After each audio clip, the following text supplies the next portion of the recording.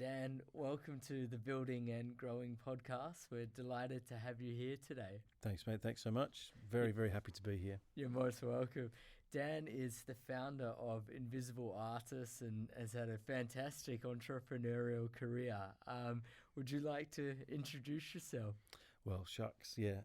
Yeah, sure. I started Invisible Artists about 10 years ago, over 10 years ago now, actually.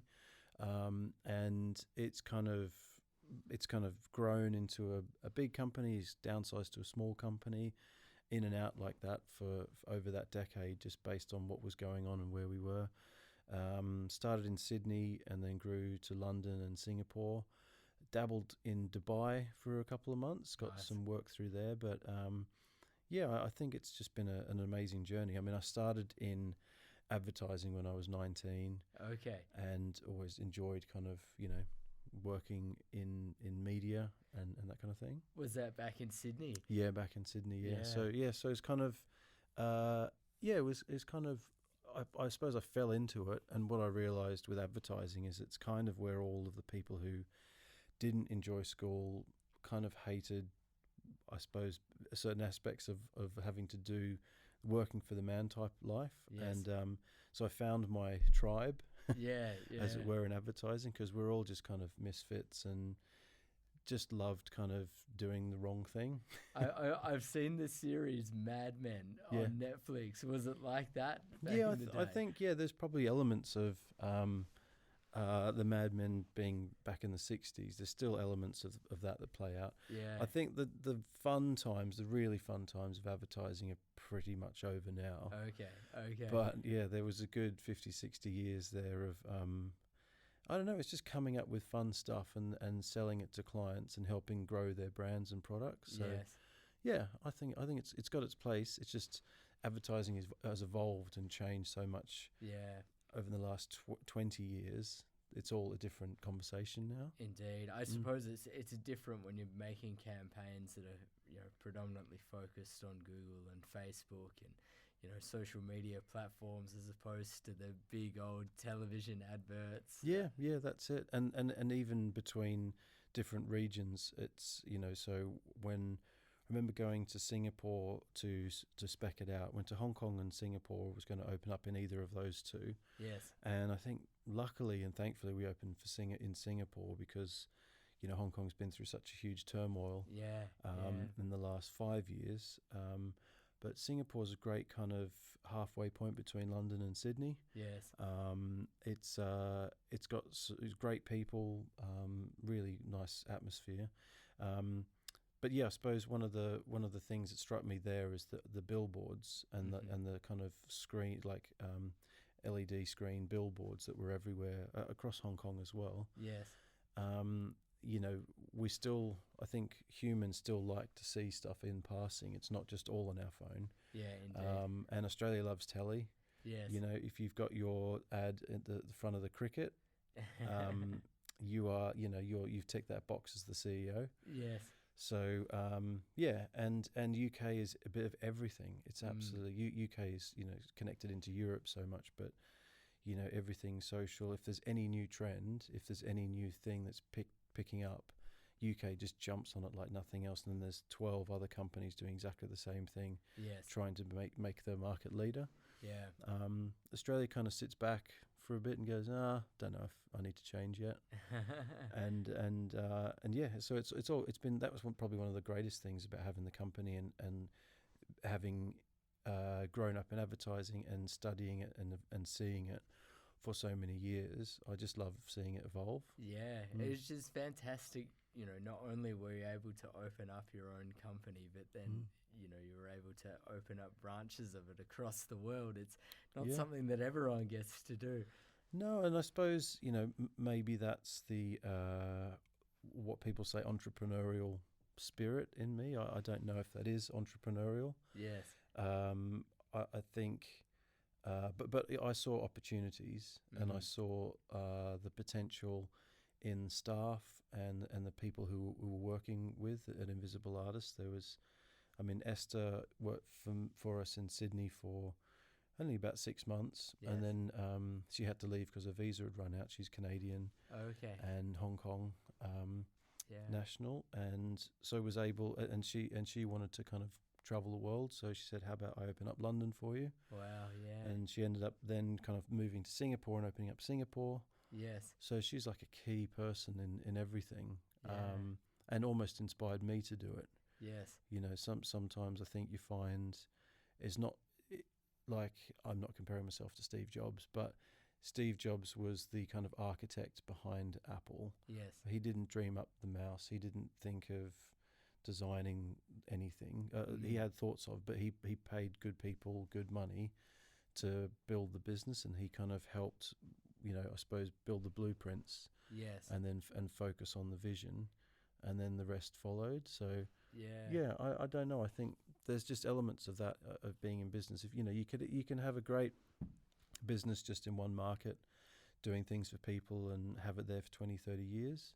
But I think I like risk. Yes. I really embrace risk and opportunities.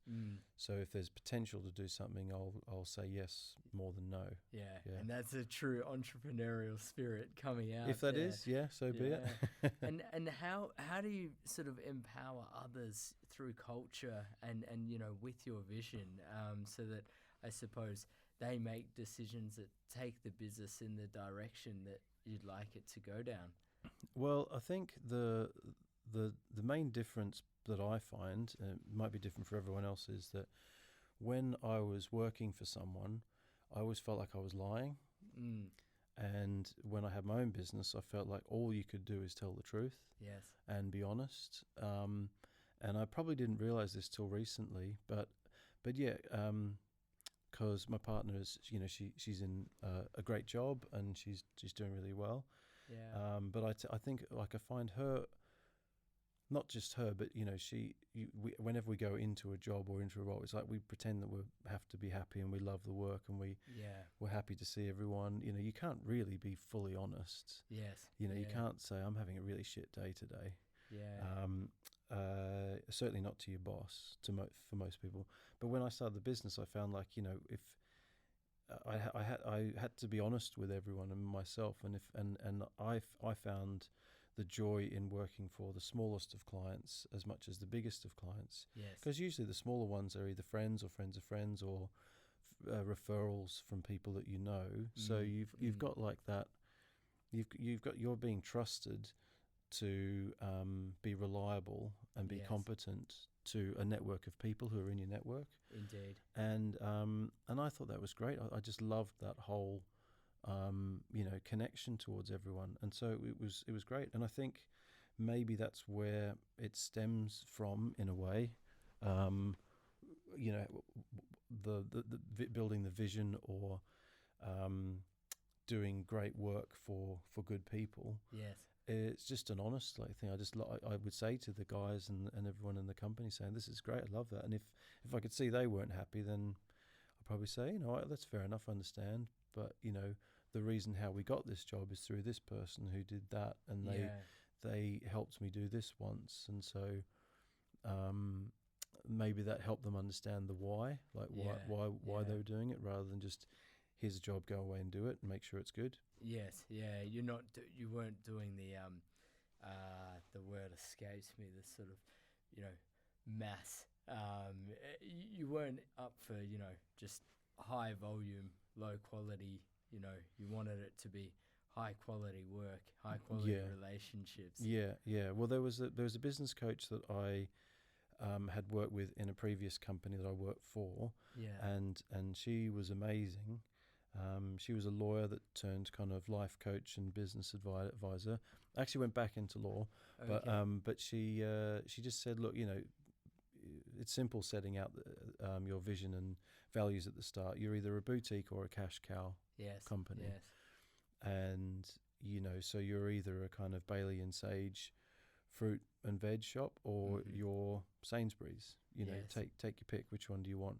Because you can't really be both. Yeah, indeed. And I think that's where maybe a lot of companies get stuck, or a lot of founders and people, when they're coming up with their idea, it's very difficult to stick to one thing without getting dazzled by the lights of everything else and all the other things and all the other ideas that you could be doing. Yeah, that's right.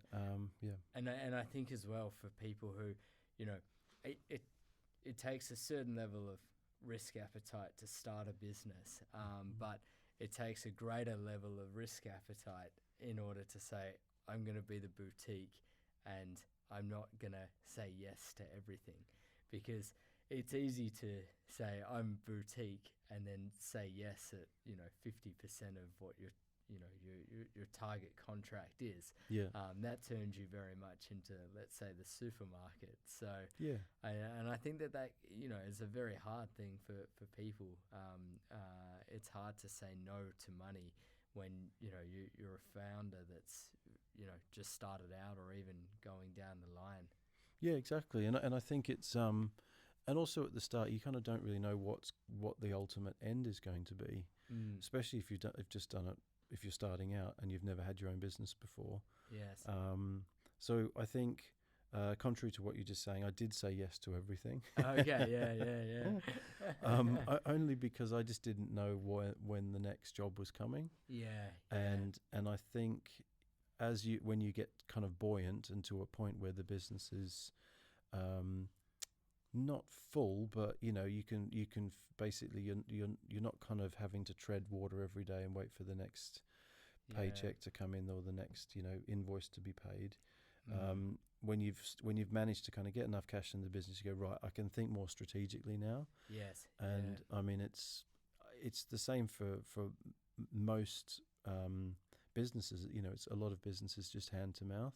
Yes. So so you kind of have to say yes to the work to get the money in, but then as you're finishing that one, you get another great job, and then you go, great, that's cool, and then you go, oh, hang on a sec, but where's the next job coming in? Yes. And it's that kind of wave of kind of the rise and the fall of work coming in and work going out. Indeed.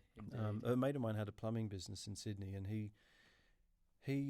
they seemed to have it right. It was just partnership. One guy quoted and one guy did the work. Wow. So it actually worked really, really well because, one guy's on new business and quoting and impressing new clients, and Sam's just kind of going in and doing all the shit work, literally. Yeah. Shivers, Yeah. Yeah. Oh no, I mean, good, grateful to be sitting here instead of sitting and learning how to do plumbing. I'm not sure I could plumb as good as I can talk, but no. Fantastic professions, and I think a lot of entrepreneurs are in the trades, and they don't get enough attention, when it comes to podcasts like this. So I'm absolutely, glad you raised them. I mean, Pimlico Plumbing just sold for, I think it was 180 million. Wow. So, which was a very simple franchise model. I'm not sure of the qualifications of the guy who started it. His name escapes me, but he started doing plumbing franchises in Pimlico, and it grew to all other trades. Yes. To the point for so long that it got to, being sold out for 180 million. Yeah, which is incredible. Yeah. It's great. Yeah, massive sale. So, in terms of your journey from Sydney to London, we've spoken about the company's journey and how that moved. How did let's say the epicenter of the company move before you, or did you deciding to move reshape the business? Yeah, that's a good question. I suppose I think I suppose I never felt like I moved over, yes, definitely, but I feel like the business just grew into new territories. Nice. So we kept the same clients that we were working with in Sydney, which was great. I can't think of anything that we had to say no to or we'd lost. But what I thought it was really positive for was it showed ambition and drive to the team. Yes.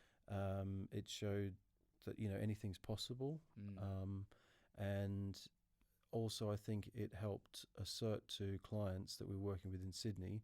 Some of those clients were also moving around the world, yes, and they saw Invisible Artists growing, and thought, oh, okay, yeah, that's cool, because that's like me. That's more like my kind of company. It's not just the the little TV production company down the road that does all the same awards ceremonies and wins the same award every year and does this, that, and the other. Yeah, yeah.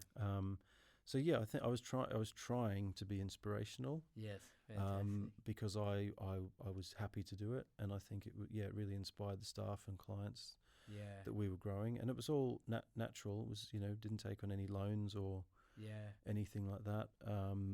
It was all bootstrapped, which yeah. is the word that came about since I was bootstrapping. Yes, Yeah. I love that word. It's Yeah. my favorite. I think it just inspires sort of respect. Yeah. You can't help but because, think of a cobbler, yeah, like yeah, just literally making his own shoes. Yes, yes, yeah. That's it. Yeah. So that was kind of great. I suppose that part of I didn't really know anything different is the easiest way to say it. So a lot of ignorance is bliss, and doing a lot of work to you look back and you go, I probably didn't need to do half the amount of work that I did. Yes. Didn't need to do half the amount of meetings, but you just never know. Yeah, yeah. And I think that's where I definitely kind of came out of my comfort zone. I mean, I was an editor in the advertising agencies for Okay. over 10 years before that, and I'd Yes. always joked that I literally kind of went from the dark edit suite with very low lighting for 10 Yes. years, and just kind of went and traveled the world as this new person. Yeah. And I had to really kind of get, I'm naturally quite a shy person. Yes. I don't really like going to talk to new people that I haven't met before. But you're very good at it. If I might, just add for the audience. Well, thank you. But I suppose it's just, you kind of practice and you put yourself out of your comfort zone, and then you get better at it. And then once you've practiced enough, you don't even think about it. So, Yes. Yeah. So yeah, now I'm more than happy. The other thing is also I'm 40. I'm over 40. I'm 43. And you definitely get to this age and you're just like, I don't really care anymore what other people think. Yeah. Yeah. And that's it's like a superpower. Honestly, it's absolutely great. Yes. Yeah. I don't really care if people like it or not, or if they agree with me or not. That's fine. They can be that way. Yeah. But I do enjoy actually now going to meet new people and seeing what their story is and what travels they're doing and photographs on Instagram. Yes. I think it's a lovely, lovely part of life. Yeah, which is fantastic. And look, we've spoken a lot about the the growth of the company during the pandemic. Film and media were really hit hard as industries. Are you able to talk a bit about the experience that you had operating across 3 or so different countries when COVID hit? Yeah, so funnily enough, I happened to be staying nearby here from the studio. Yes. When I think it was where the effects of COVID were starting to hit London. Yes. So around the end of February 2020, I was in Singapore. Yeah. On one of the trips that I would normally do to go out, get some new business, do some hiring or firing, that kind of thing. I was tasked with that job always. Yes. And Singapore was like a ghost town. It was really quiet. So that week I was there was amazing. We got to go to restaurants that we couldn't get into. Wow. All of the hawker stands that there were a queue an hour long. Yes. To try and get some food, and we could just walk straight up. And I was asking everyone what's going on, and they were saying about the new flu from China, and everyone was really, really scared about that. Yeah. And of course, Asia's been through different forms of flu for years and years, decades. Yeah. So there's a different attitude to when something like that happens. It's all kind of stay indoors, Yes. do what you need to do, keep your family close, wear masks. But I came back to London and, was in between kind of places to stay. And, I just went out for dinner and I spoke to the Uber guy and he said, oh, it's very quiet for a Saturday night. Yeah. I said, oh, okay, why? He said, yeah, it's the last week. It's been really, really quiet. Like there's been no business, no Ubers, journeys or anything. I said, oh, okay, maybe it's that new flu thing that's happening in China. He said, oh, maybe, I don't know. And then literally within 2 days, it started to hit the news much more heavily. Yes. I had a contact who worked at one of the airports and was saying how this is pretty serious. Yeah. You know, it's going to affect any form of border, immigration, and anything like that. And I think the trouble in Italy had, like around Milan, had already kind of started. Yeah. Yeah. And I don't know. So as a business owner, you care about, you know, the health and well-being of your staff and the business and how everything's going. And my business partner Tom and I just kind of wasn't sure really what was going to happen, and he actually happened to have flown from Singapore to London Yes. for a week's kind of, you know, strategy catch up, talk about things. Yeah. And he was really struggling with new business for 6 months prior to that. Okay. We had a lot of jobs kind of just fall off. Yeah. That normally didn't happen to us. Normally we'd have a consistent 3 to 6 month viewpoint of where the business is going and Yes. what pipeline is. Yeah.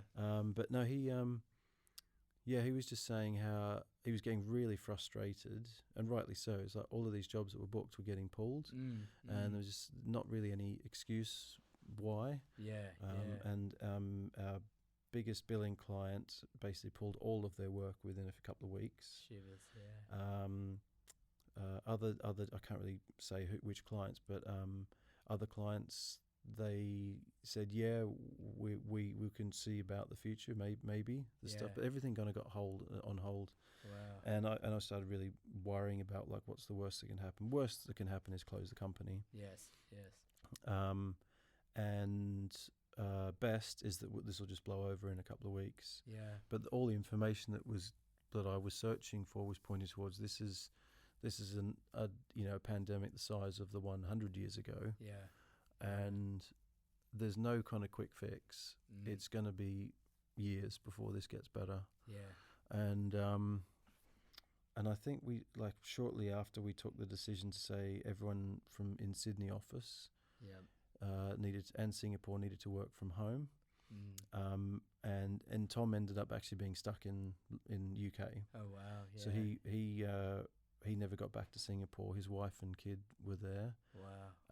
Didn't see them for 3 months. Shivers. Couldn't get into the office to, like, move out or wind it up. Yeah. The Sydney guys, we were in a WeWork, thank goodness, because that's only a month to month. So we just kind of pulled the pin on, cancelled that. The guys weren't allowed to go in and take the equipment out for a few weeks. Yeah. And then, so the harsh reality was all work had pretty much stopped, and all of the team were kind of ready to go, ready and waiting. But essentially, we kind of took the decision to say that we can't employ anyone anymore. It's a hard decision to make. Yeah, it was really, really. I mean, I could easily say it's the toughest decision I've made, but it wasn't. I've had to make some really, really tough ones before then. Yes. There was a point we had to close the London employment business as well, which happened about 2016. Okay. And that was a horrible year. Yeah. And it's the saddest thing is, like, there's all these wonderful people with amazing talent and friendships that you've built. But at the end of the day, as the business owner, you have to decide on the direction of the company, and that thing about the health and well-being of the business and the people. And there's a point where you know, if there's not enough money coming in and there's too much going out, well, at some point it stops. Yes. Or things need to change. Yeah, absolutely. So basically, Invisible Artists went remote, you know, in more ways than one. And actually, that was one of the things behind the name initially. Yes. Invisible Artists being the great work behind the scenes that people don't necessarily see. So the editing of a film, the music of a film or advertisement, all of those kind of things. You don't really think about it. It just happens. Yeah. That's where the name came from. And then I thought, and also it could be good for remote working things. Yes. Because even before pandemic, and I say this now, but I swore remote working was going to be the future, because if you look at sustainability wise, why do we spend so much time traveling on and using up energy and time to go to and from work, where most work can be done at home? Indeed. But so I mean, at one point it kind of, the business kind of went almost to zero, but it basically just sat on pause for a year. Every single employee had either found or we managed to find work for, Nice. either freelance or full time, and most people went back full time. Okay. Sydney, because of the lockdown, Australia loves to close a border if there's any chance it can get that fence, that border up. So because that the impact of COVID didn't really hit, I think a lot of business as usual kind of happened in Sydney, albeit with social distancing measures, specifically on set and those kind of things. But what I found was that everything kind of hit a wall at some point. So a client say, "Oh, okay, well, we know we're in a pandemic, but we'd like to do this shoot here at this point." We go, "Oh, okay, well, we can't actually physically get from this point to that point because we're not able to do that. And even if we were there, we need to go and get the gear from this, but we can't get the gear because we're not allowed to go to that distance because none of it was key workers. It was all, it was all kind of distant, based on travel. So I found it very difficult to work out that. We thought, well, okay, how about we concentrate on design and animation, and tried as best we could for that. But then because the sales had dropped off, we couldn't reignite the conversations by going to meetings, which is, the main way we got business was by going and meeting our existing clients and then get referrals from those people to other clients. So because we weren't meeting face to face and we hadn't got used to the video calling things, it was just really, really difficult. I think and I'll be completely honest, and I think also having had the company for up to 9 years to that point, I think I was kind of ready for a change. There was also a bit of a personal kind of like, I don't know if I can keep doing this for another 10 years. I think I was mentally healthy and everything, and I was enjoying the travel and running the business.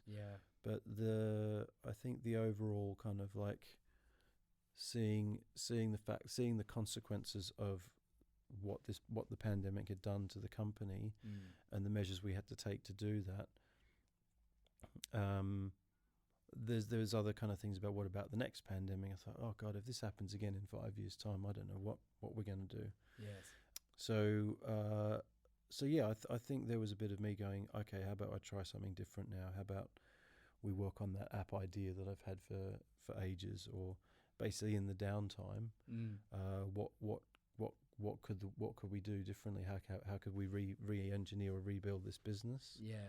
So it was kind of like pause. But since then there's been the clients have come back online. The staff that I used to employ are in other companies now, but they still do freelance work for Invisible Artists when we can. So it's great. It's kind of it's just everything's changed. Our whole world has changed. The way we do business has changed. And in fact, I still think we don't know exactly what our niche is right now, because we had such a great. I mean, one of the stories I tell also is that the guys, specifically in Sydney, was an amazing team, like amazing camaraderie between Edwin and Danny, and there was like Chris who came and went, Beth, and there was just like and Jonty and the guys. They all just kind of worked really, really well together. And it was such a shame because at the point of COVID hitting, that was almost like their peak time, and it was almost like we were going to bring on 2 more people. We'd already hired one guy. COVID hit, and we had to say, really sorry, mate, we can't employ you. But he was like this really great kind of junior coming up through the ranks. And it was kind of really, really at a great point. And such a shame. But they worked so well in the studio, and when we went remote, everything fell apart because they didn't know how to. We're touching and we're looking at screens and talking to people and looking at their faces and reactions and seeing what they want and how to make it better and how to change it. And you don't get that over video calls. No, not at all, not at all. And I don't know how other companies did it, or how other companies got through it all. Maybe because they were actually more they weren't global and they were more kind of they were located closer together. Maybe they could get through it Maybe better. they could do it. Yeah. Yeah, but I don't really know. But yeah, there was no way we could keep the quality of work that was being created by the team. Could never have kept that up in the way the world is now engineered. Yes. You know, because we rely so heavily on just being together. You know, that's a really interesting point you've made about, you know, being together and the importance of face to face. Certainly, you know, when we met a few years ago, it was at, I think, an Australian business networking event, you know, and, you know, you were working the floor. Are you able Although you make it sound so cool. Hey, oh yeah, well, I mean, I can make it sound even cooler. It was in the ballroom, I think, of the Australian High Commission. You know, beautiful marble everywhere. You were My mum used to holding some work there. champagne. I love going there. I think of her all the time. Yeah, It's a lovely place, you know. They should host things there more often. yeah, but we should put an event there. How about we do that? That'd be great. Yeah. Yeah. But I suppose just to sort of, you know, close off the conversation, any tips about, you know, the importance of the face-to-face dynamic for people that might be used to, you know, being in a virtual world nowadays? Yeah, I mean, well, the easiest thing for me is to talk about pre-COVID. I think it's. I mean, whether it's determined as cold networking or warm or hot or whatever. Yeah. You know, hot would be people you're going to somewhere where you know everyone. Mm-hmm. Warm would be where you know half the people and then you're looking to meet them, and that's easier because you've got people that you know. Yes. That then you can then be introduced. Cold networking is you don't know anyone. Yep. And I actually prefer the cold networking thing now because you instantly because everyone else is usually there. Yes. Ready to talk and say hello. Yeah. It's rare that you would meet someone that doesn't want to talk to you. It's like, well, if you're at a cold networking thing, why are you here if you're not interested in talking? Yeah. So what you actually get is a lot of really interesting people just happy to have a chat. Yes. I mean, you know, the strike rate of actually becoming friends like you and me, or doing business together, that kind of stuff. Yeah, there's probably 1% chance of that. Yeah. Yeah. But you know. It's the network and the connections that it makes, I think, is really, really good. So I'd probably say, my advice would be try and be yourself. Yes. As best you can. The whole kind of 1 minute elevator pitch, I think, is a load of bullshit. Yeah. People don't necessarily buy companies or shares. People buy people. People are interested in other people. Businesses buy businesses. Yeah. So I like to think is like if I say met you or met someone else, if we connect and we've got things in common, we know there's probably some things to talk about.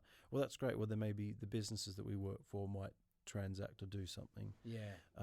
It's kind of that way. It's not like you go in as a business and say, this is what I do. I sell this. Do you want it?